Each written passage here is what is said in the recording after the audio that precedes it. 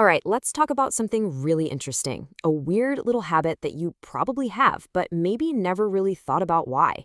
We're going to dive into a fascinating corner of our own minds. You know exactly what I'm talking about, right? You're trying to get in the zone, maybe you're studying for a big exam or just trying to power through a project for work, and you end up listening to the same song over and over and over again. Now, what if I told you that this isn't some weird quirk? And no, it's not a sign that you've run out of new music. It's actually a super clever strategy that your brain uses to get laser focused. So let's really break this down. That moment when a playlist that has thousands of songs suddenly becomes a playlist of just one. It could be anything, right? An instrumental track, some lo-fi beats, maybe even a pop song you've heard a million times. The genre doesn't really matter. What matters is that it just clicks. It becomes the perfect background noise for your thoughts, and the idea of hitting the next button feels like a total distraction. So, what is actually going on here? Is this some kind of bug in our brain's programming? Come on, we've all had that thought. Am I just being obsessive? Why can't I just listen to something new? It's so easy to judge this habit and think we're being lazy, but the truth is, it's way more interesting than that. Yeah, that's right. Think of it less like a glitch and more like a built-in productivity hack. Your brain isn't stuck at all. It's deliberately picking the best, most efficient tool it has to free up mental space so you can do the hard stuff. So, how does a song you've heard 1,000 times suddenly become this incredible tool for focus? Well, the answer lies in a really key psychological idea. Okay, so your brain has a limited amount of processing power at any given moment, kind of like the RAM in your computer.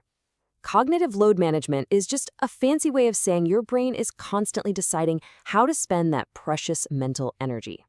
Think about it. When you listen to a brand new song, your brain is working overtime. It's analyzing the melody, it's trying to predict the next lyric, it's processing the beat.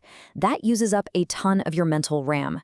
But a song you've heard 100 times, your brain knows exactly what's coming next. The pattern is so familiar, it requires almost zero active thought. And this chart shows you the result perfectly. With a new song, a massive chunk of your attention, like 75%, is being spent just processing the music. But with that one familiar looped track, the cognitive load just plummets. Your brain spends a tiny, tiny fraction of its power on the music, freeing up a whopping 95% for actual deep, focused thinking. That's a huge difference. So let's look at how this all comes together, how this science becomes a real-world strategy you're probably already using without even realizing it. So here's the step-by-step process. First, you pick that one perfect, predictable song. Your brain immediately recognizes it and switches into autopilot. Because there are no surprises, the cognitive load drops to almost nothing. And just like that, you've created the perfect mental space to get into what psychologists call a flow state, that feeling where you're just completely absorbed in what you're doing. So here's the bottom line. The next time you put that favorite study song on loop, you're not just being weird. You are actively managing your own brain. You're telling it, hey, we don't need to pay attention to this music. Let's focus on the really important stuff. You're not obsessing, you are optimizing. And that really leaves us with one final, pretty cool thought. If listening to one song on repeat is actually a secret cognitive tool, it kind of makes you wonder, right? What other little quirks that we have are actually our brain's secret superpowers, just trying to make us better, faster, and smarter?